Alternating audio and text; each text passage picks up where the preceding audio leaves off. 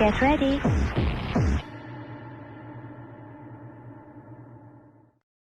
Hi, and welcome back to Trancing in the Sheets. My name's Kaz Riley. I am the founder of Sexual Freedom Hypnosis and host of Trancing in the Sheets here on the Hypnosis 24/7 Live Network. And making a return today is the absolutely amazing Susan Wright. She is the founder of the National Coalition for Sexual Freedom. And today we're talking about how kink is not a mental illness. And for many people, or for many organizations, it's still viewed as such. So thank you for coming on the show today, Susan. It's absolutely amazing to have you back. Well, thank you for having me. So let's just kind of dive right into this, because there's a lot that can be said about this. Tell us about your experience with the whole kink is not a mental illness, because I know you have quite a story to tell here. Oh, it goes back decades. Decades. Kink, BDSM, that's been considered a mental illness for, all the way back to the turn of the century when, Freud was coming up with all of his ideas for why people were motivated the way they were. And it was considered a dysfunction, but it wasn't really put into codified until the American Psychiatric Association. That's the association that, they're psychiatrists, so they're doctors, basically. They prescribe medicine. They're very, very conservative, and they're the ones that came up with this criteria manual, so that you could diagnose people and have the little numbers where you could submit it to your insurance agency. So they kind of became the Bible of the mental illness world. And so they considered when the DSM-3R was introduced, it introduced the concept of paraphilias. And so that's really who we are. It's the paraphilias are voyeurism, exhibitionism, sadism, masochism, cross-dressing, which they call transvestitism, and fetishes. And then there was other paraphilias, but those were kind of the big ones. But then there was things like, people who like to pee on each other. That's got a fancy Latin paraphilic name, right? So in 87, and think about the timing. This was like after the feminism movement in the US in the early 80s. Domestic violence became much more of an issue, and the laws really kind of caught up to the idea that a person could get battered and not want to report, because there was a lot of reasons you'd want to keep your household as stable as possible. So that's when it kind of became the idea that these sexual deviations, they call them, were diagnostic criteria. So now this was a huge problem for us, because we'd always been kind of considered sick or crazy anyway, right? And that's one reason safe, sane, and consensual came into being. The idea of sane was letting people know we're not crazy. And this caused all sorts of problems for us. It would cause problems because people's kids would be taken away in custody battles, because it's like, hey, you have a paraphilia, you're mentally ill, so we can't give custody of your kid back to you. So people would have to, basically stop doing BDSM in order to get their kids back. They'd have to stop participating in groups, and stop seeing, lovers, their master, their slave, right? So they'd have to completely change their life, stop participating when the internet came in on the internet boards, because this is such a problem. You could be fired from work. You could be investigated by Child Protective Services, which could be, criminal charges. So it really had was causing personal problems for a lot of people.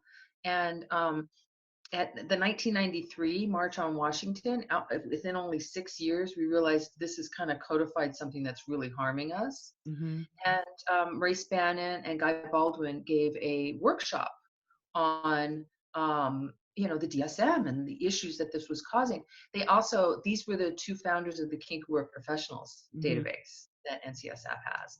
So my involvement with it goes all the way back to 1993. Mm-hmm. And we realized then that this was a huge problem, because as long as we could be considered mentally ill, there was, you could be discriminated against, no problem. You could be thrown, Absolutely. yeah, especially if you like committed a crime, then you'd have like extra time added on because you're also this crazy kinky person.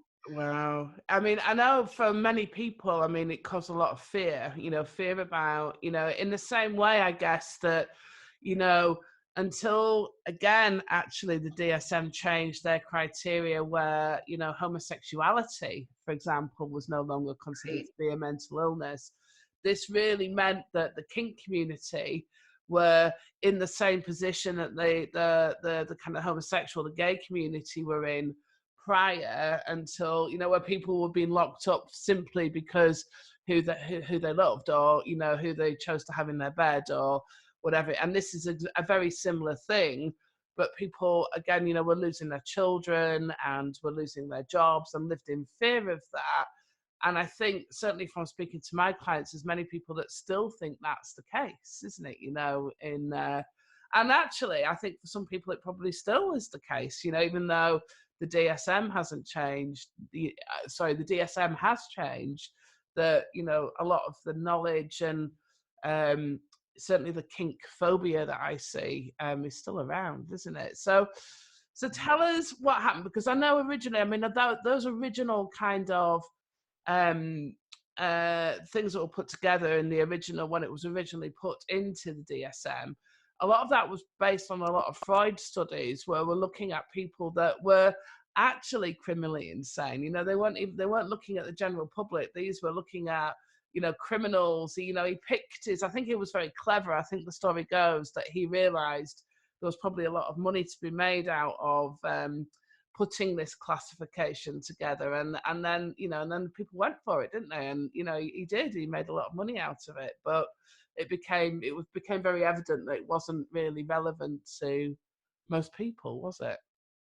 Well, definitely the American Psychiatric Association, all of the stuff that they pull from is from forensic populations. That's what they call it. That means people who have gotten into trouble criminally, have gotten into trouble because they're mentally ill and have had to be,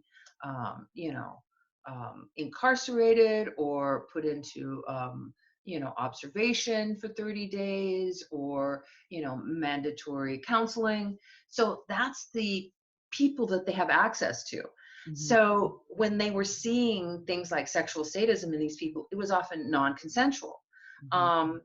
And it's a tiny, tiny, half a percent of a half a percent, you know what I mean, of people. It's an extremely rare thing in its non-consensual form, right? Mm-hmm. Whereas, of course, there's millions of people who love to play with BDSM. Mm-hmm. So, and so this was the problem, is that they were wording the text for these forensic populations. Like, for example, one of the paragraphs had, it started out with, okay, so behaviors to be concerned with start with, and it started out with like spanking, slapping, and then it kind of went to choking, murder, it was like, you know what I mean? It was like literally the slippery slope in words, of like, okay, if you start out with spanking, you're going to end up killing your lover. So this is the mindset that kind of pervaded the mental health community, was like, whoa, these things are really dangerous. If you have a client who's doing this kind of thing with their partner, you be really careful. Especially the text was all messed up because it really conflated, BDSM type activities with serial killers, and as we know, that's completely a separate thing. So, and you're right, this has continued on to be a problem, because I mean, like, I started doing this in 93. And then there was like a revision in 94 that we tried to affect, and they tried to put in something about how um, it's not a mental illness unless you're having problems because of it. Well, the problem with that is the stigma causes problems for people, right? You know, we have all these studies, like Connolly did one in 2006, that found that people who are kinky are mentally healthy. You know, they put through a battery of standard tests. There's no deviation. The only deviation is in slightly higher levels, and NCSF in one of our studies found very higher levels of PTSD. And that comes from being discriminated against. That comes from having to hide parts of yourself or feeling ashamed or that stigma. That doesn't mean you're mentally ill. That means society has projected something on you. I mean, it used to be people would go into child custody court and they'd flop open the family court, they'd flop open the DSM and they'd say, see, you're here in court, so you're having a problem because of your your sex life. So that means you're mentally ill. So it's like this circular argument that we kept seeing, and we couldn't help people. Before that, it was like we had like a 20% success rate in helping parents who were having trouble. You know, they come to us through our incident reporting and response, and people come to us for all sorts of discrimination. And we really track these numbers because part of it, it helps affect change like this. We use these numbers with the paraphilia subwork group to change the DSM finally. But yeah, it was like 20% of them we were able to help by, you know, we had petitions, we had, you know, testimonies, and we had all kinds of mental health people sign them, but it just really wasn't having the effect. We knew we needed to completely change it, but they held off from revising it for a long time. So we didn't hear until 2008 that they were going to be revising the DSM again, and that's when we leaped into action. Which I think, so when that actually was published, was that, I think that was 2013, wasn't it? Was that 20? Yeah, it was a 5-year project. Okay. So it was quite extensive. And when we started in 2008, 124 parents came to us for help that year because their child custody had been threatened. And that's, you know, we had announced the launch of this big project, so we were getting a lot more attention. So we had kind of a flood of people come in. And then 2010, you know, it was 103 parents came to us for help. So there's still really, you know, a lot of people. And that's when we created the draft. And what happened was I went to a philosophy center in New York City because one of the members of the paraphilia subwork group, Dr. Richard Kruger, was participating in a panel on basically kink. And like, why do these people do it? They all want to know why. Why do they do this, right? And I thought it was really funny because in this packed room, like me and Dr. Kruger were the only ones who were like, it doesn't matter why. I mean, everybody has their own reasons why. That's not the point here. And I thought, this is somebody I could really talk to. So I went over and I said, do you realize the harm that the DSM is doing to people who are kinky? He had no idea. And it was really wonderful. I had reached out to several members and just gotten no response. He opened up, he listened, he welcomed all of our data. We put together this giant like briefing book full of all kinds of data that we had gathered and studies that were done that basically refuted, you know, step by step what the DSM said. And we were extremely lucky because they listened. And they were like all kind of, I think, a little appalled that kids were being taken away from kinky parents, that they were a party to this harm. So they really pretty quickly let us know that they wanted to change this, and they tried to figure out because Dr. Kruger is the sexual sadism expert. He doesn't want to get rid of that diagnosis because then he's getting rid of his profession in some ways, right? So we had some people who were very like pushing to like, don't accept anything unless getting rid of all the consensual paraphilias, which honestly is, you know, I would love it to see consensual exhibitionism. If you're with your partner and and being an exhibitionist, or you're with your partner and viewing. If that's what you get off on, if you get off on a fetish, or being a consensual sadist or consensual masochist, then that shouldn't even be in. But Mm. we knew we had to take like one step at a time. So we worked with them, and that's when they came up with the idea of splitting the paraphilias, which they relabeled instead of deviant, which I said had to go, Mm-hmm. unusual sexual interest. It's like, okay. I liked variant sexual interest. I think variant is a lovely term, but they weren't ready for it. They wanted unusual. I think that's still a little pejorative, right? Yeah. And according to whom? Yeah. Exactly. It's usual for me, and it's actually, now that we're starting to see some of these prevalence surveys, we've never really had a general population survey of the country or of the UK to figure out how many people participate in this. And uh, Dr. Joel actually did one in Canada. I think he did one in Quebec is where he did it. And it showed super high numbers of Mm-hmm. people doing these consensual paraphilias. Um, and so then Debbie Herbenek did it here in the United States. And again, really giant, like 35% have tried spanking, or it's like, this is not unusual. If it's one out of three people, it's not what you would typically call unusual. So we'll keep pushing on that. But we thought this was a great compromise for right now. It would solve the immediate crisis problem, which is, we created this wonderful little brochure out of the results. And so we send this to people so they can, if they're in a child custody battle, they can actually introduce this. And the big thing, it says, a paraphilia is a necessary but not sufficient condition for having a paraphilic disorder.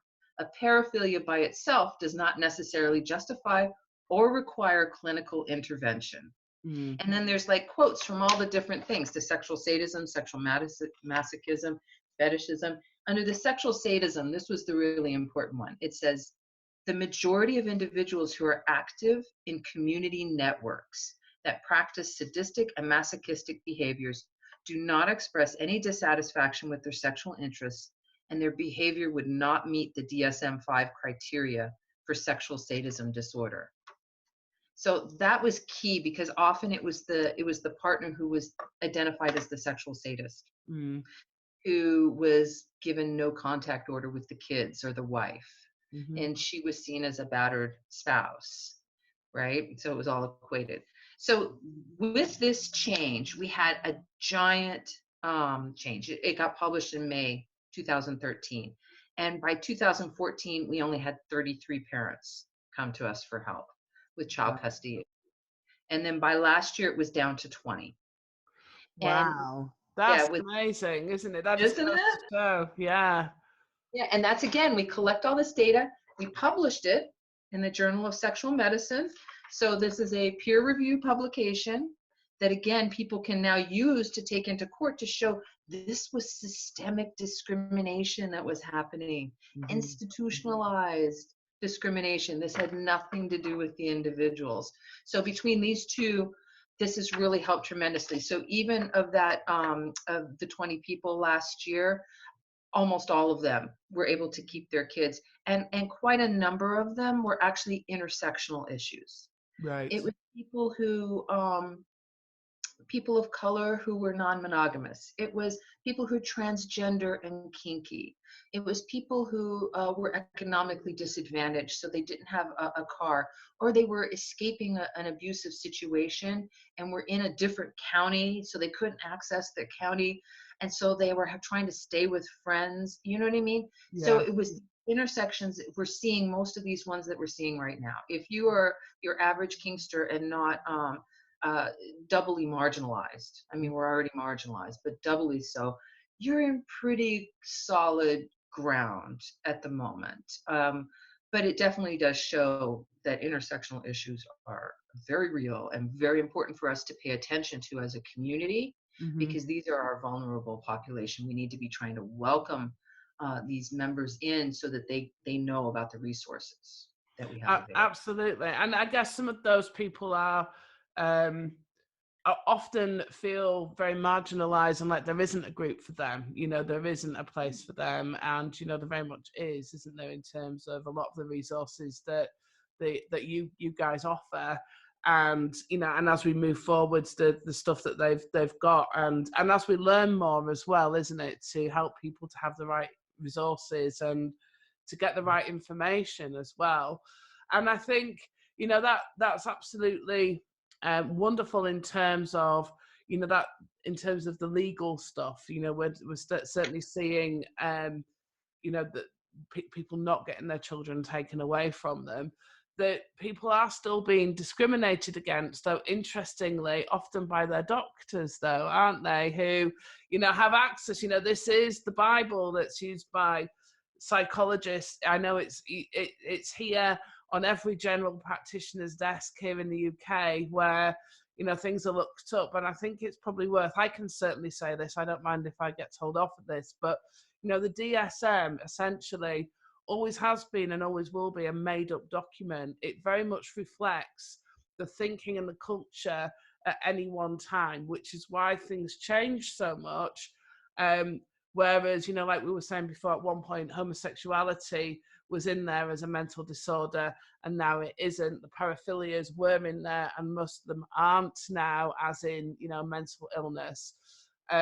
And, you know, it does make me wonder as to, you know, as we move on, how things will change again in the next edition or the edition after that, according to what's happening socially and according to who lobbies them. Because a lot of it is very judgy, it's very judgmental, isn't it? It's about what somebody decided, and, you know, then essentially it's put into this book, and then, you know, it's had this massive impact on people's lives, which now is more positive. But a lot of people would argue that most of those paraphilias should never have been in the DSM in the first place. You know, it's Right. They caused the harm, and then they kind of tried to help fix the harm. yeah. Well, what we're doing right now is NCSF has been working on clinical guidelines because we realize that therapists need more help. For example, we're working with the other APA, the American Psychological Association, has divisions, and their division 44 is LGBTQ issues. And under that division, there started a new task force, the Consensual Non-Monogamy Task Force. So we worked with them to create clinical guidelines on non-monogamy. And so this goes through things like how to make your space and your forms more welcoming, you know, things to do, things not to do, institutionalize things, you know, asking about relationship style, words to use, language to use, concepts to be aware of. And we're also we've been working for well over a year on the Kink clinical guidelines, which with a group of organizations and therapists who are Kink knowledgeable. And we've just gotten done with them. Those are getting ready to be launched as well. So we realized that there was kind of this need for this more education. It's not enough to just say we don't have a mental illness. Now we need to explain to them, give them the basics so that when people go in for therapy, they don't have to be trying to spend all their time explaining and feel like they're getting judged by a therapist. Any therapist who is sympathetic would love to see stuff like this. Like, we went to the American Psychological Association, we handed over almost 1,000 brochures out. Well, and we were the only adult sexuality exhibit there at the APA. Wow. It was crazy. For 12,000 therapists, we're the only ones there talking about adult sexuality. I mean, you would look around and it would be kind of very sparse, and our table would have like 3 people and 4 people standing there asking questions. And as the weekend went on, people would come up, oh, I heard you were here, I've got this question. Like, the need for understanding is so strong because there's so many of us. Yeah. It just, when we do things like that. Well, I know certainly from the work that I do, you know, if I go to, I mean, even if I'm just at a convention or a conference, you know, I get the, Kaz, you know, I've got a question, I can ask you this, right? And I'm like, of course you can.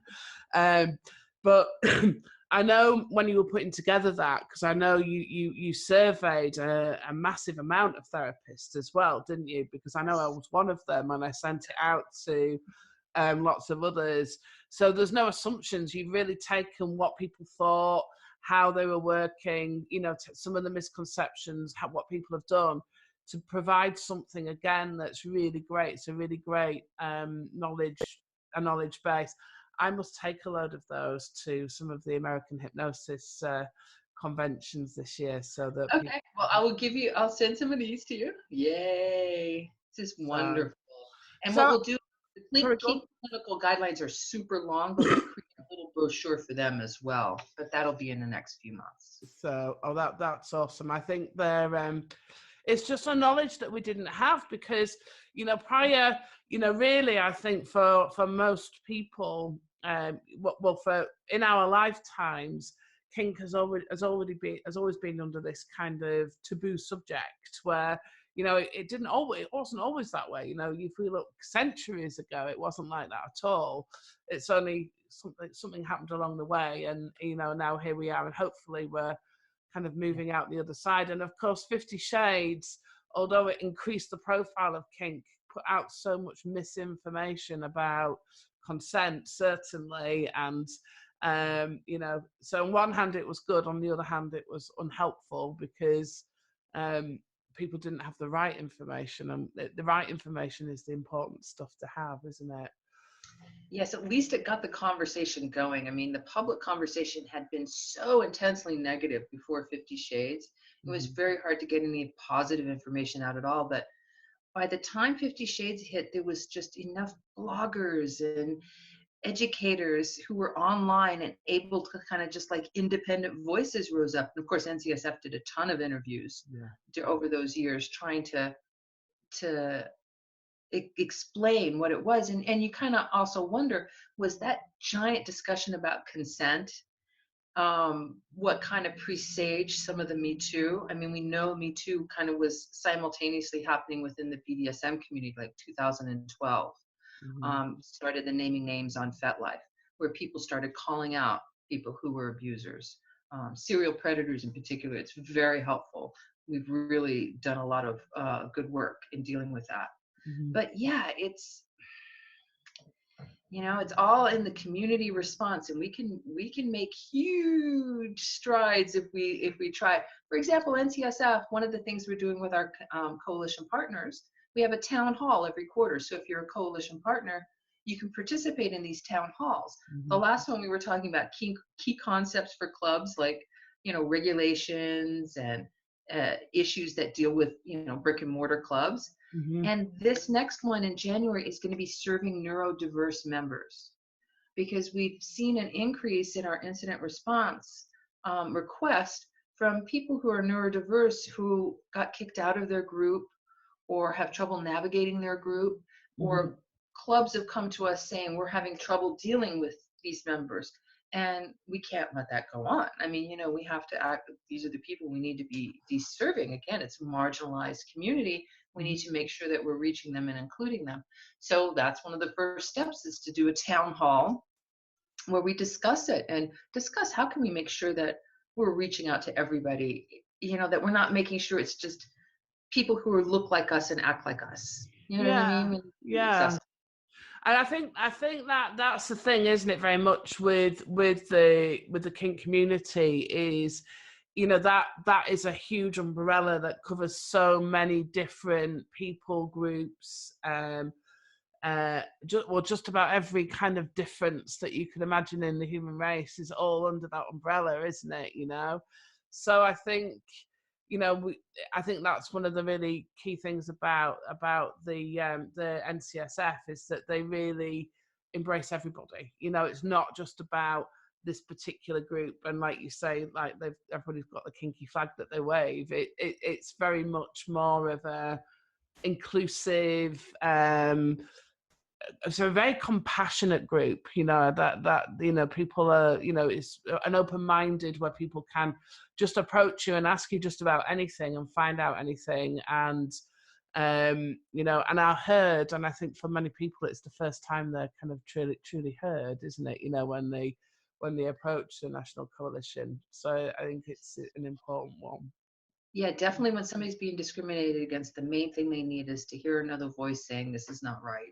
Yeah. that your gut is right, that you might feel alone, but you know, Mm. don't doubt yourself.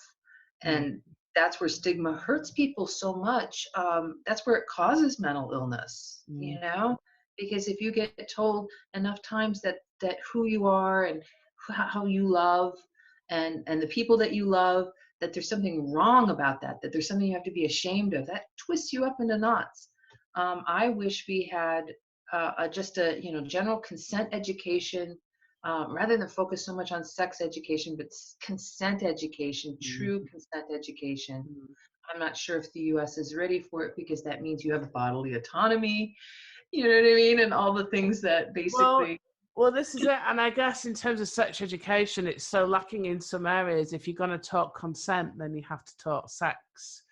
And therefore, you get this where to do one, you have to do one. I think you can't do one without talking the other. Mm. Certainly when we're talking sex, you have to talk consent. And, But they people just don't. don't. They talk about STIs and, Hmm. you know what I mean? And like, don't do it, basically abstinence only. And here's all the horror stories if you do have sex.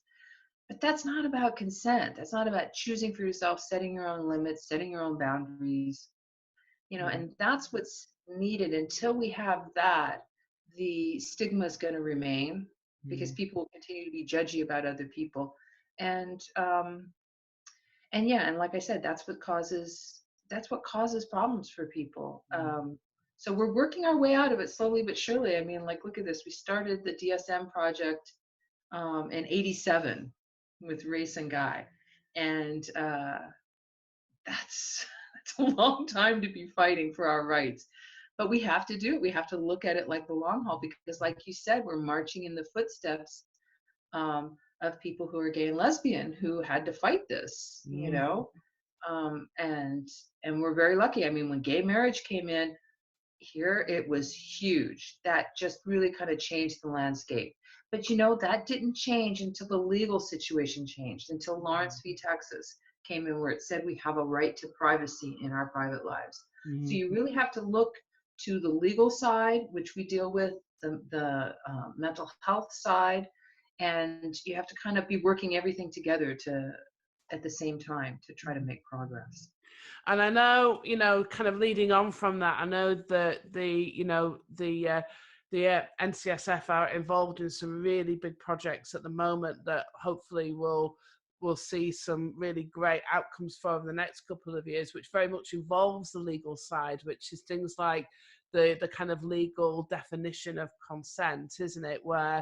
So that people can be part of the BDSM community, but also then kind of report abuse if it is there, and have that taken seriously. Because I know at the moment there is this thing: if somebody's into BDSM, then it seems to be very difficult, to say what's abuse and what isn't, or what's consensual and what's not. When actually, I think it's very obvious, isn't it? If somebody said they wanted to do it, then that's consensual, and if they didn't, or they said they didn't, then it isn't.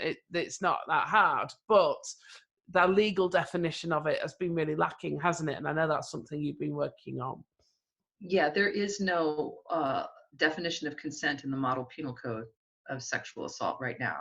And so we've helped the attorneys and the American Law Institute, create a definition of consent just in general, Mm-hmm. which is not a true affirmative consent, because they felt that society was not ready for a true affirmative consent, which is you actually discuss it before you do it. Right. Um, but so it still does have, like, by word or by a general acceptance, and no indication by word or body language that you don't consent, things like that. So it still kept society in mind, so it wouldn't go too far and be completely rejected. Even so, the defense attorneys had their conference this past summer, and they hated the whole idea. Because right now it really comes down to, did the person scream? Are there defense wounds, right? Whereas if there's a definition of consent, then they're going to actually have to talk about, was there consent? Mm. Forget, was there force used? Was there actual consent for this to happen? So that kind of indicates to me that we're on the right track. I would think that, people who are doing this consensually would love this, because then if you've been accused, you can show, well, here's my texts, or we talked about what we were going to do, and oh my gosh, here's like a FetLife group where I was having this discussion and she chimed in. You know what I mean? So you would have this evidence of discussion, which is the most important thing. With BDSM, we've actually talked to the American Law Institute because our goal is to decriminalize BDSM. Technically, right now, you still cannot consent to assault. And that can be, in some states, anything from reddening of the skin. And that's why 20 years ago, we used to have people just get arrested if they were suspected of doing BDSM, or if like somebody overheard a BDSM scene and called the cops, somebody was getting arrested. So we did a ton of education, and now, 2 decades later, the tide is completely turned with like, oh, they're just doing BDSM. What did you expect? Of course you got hurt. What did you expect? Of course you got smacked around when you didn't want to be. That's BDSM in their minds. So we need to get this definition of use of force and restraint of BDSM in that. That would explain the fact that you have to discuss it beforehand. You have to opt into what you're doing. You can't just say, oh, I'm into BDSM. Here's a funny BDSM meme. Okay, that means that you can do anything to me. No, that's not what that means. Which some people take it, that's what it means, Interest indicates, negotiate. No, negotiation, discussion, you have to have a way to stop it at any time. You have to make sure that you don't seriously injure somebody. Even if somebody consents, you still can't seriously injure them. Yeah. So things like that. So we're working all the time on things like this, because once we get BDSM truly decriminalized and actually, an understanding of what kind of consent is needed, I think that we'll be on a lot firmer ground for everyone. And the groups right now have to work so hard to keep people out. It used to be they would say, oh, we're not going to get rid of somebody unless they were reported to the police. And then we all realized just how difficult that was. So, and sadly, we're out of time. But I really hope when people watch this, they kind of understand that, kink isn't a mental illness. Even if it's not your thing, it's that whole thing of, not yucking someone's yum. We all have our things that we like. Nobody. It doesn't make us ill. It doesn't make people mentally ill because they have. I'll say alternative. I don't like unusual. I think from what I see in my office, I think probably most people at some level have or do or have tried out something that would be classed as kink, even if it's just a slight smack on the bottom, for example. I think that's within there, and I think most people have an interest, but they probably, it's that shame and the worry and the concern about what other people might think, isn't it, that stops them doing it. So thank you so much for being here. The website, so just remind us of the website, because you've got some amazing resources. You've got the kink aware professionals. You've got all kinds of great stuff on there. It's ncsfreedom.org. So it's National Coalition Sexual Freedom spelled out.org. Okay, and we'll make sure that's kind of put up through the whole when this airs. Thank you so much, Susan, for being here. As ever, your the knowledge that you have and the person that you are that does all this work is absolutely amazing. So thank you so much for spending some time with us today. Well, thank you. I appreciate it. Thanks for being a coalition partner. Oh, I'm very happy to be. I will always be a coalition partner. Always be a coalition partner. So please send me the address and I'll send you the brochure. I will do. So thank you so much for watching Trancing in the Sheets today. If you're interested in consent, we did do a great interview with Susan in season 1, actually, called Get Consent, where we spoke a lot about consent and also the kink aware professional scheme that the National Coalition for Sexual Freedom have. So please go back and check that out. If you've got any questions, then just drop us a line. You can get me on most social media platforms at Trancing Sheets. You can put anything in the boxes below. Don't forget, we're now available on Amazon Fire, Apple TV, Roku, as well as the Facebook and the YouTube channels. So we'll look forward to seeing you again soon. So thanks for tuning in and take care. Bye-bye. Bye-bye.